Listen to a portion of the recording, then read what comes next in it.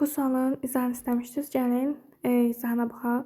Demək bizə verib ki, bu 5 rəqəm nədir? 3-ə tam bölünür. A-nın mümkün qiymətləri cəmini tapın. Əvvəlcə 3-ə bölünmə əlamətinə baxaq. 3-ə bölünmə əlaməti necə idi?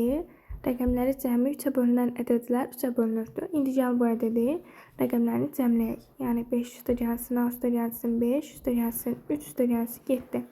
Bu 3-ə tam bölünürsə, demək həminki bu ədəddə 3-ə tam bölünür. İndi cəmləyək.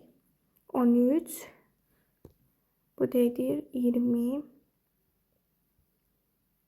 20 üstə gəlsin A, bölünsün 3.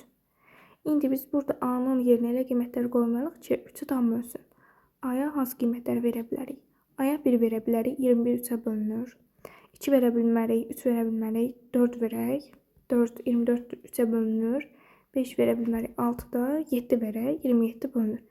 8 ilə 9 versək bölünməyəcək.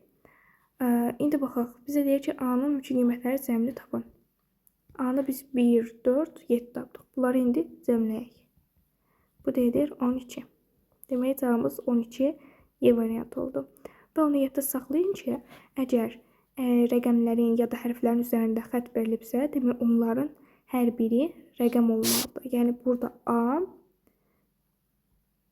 0-dan 9-a qədər rəqəmlər olmalıdır.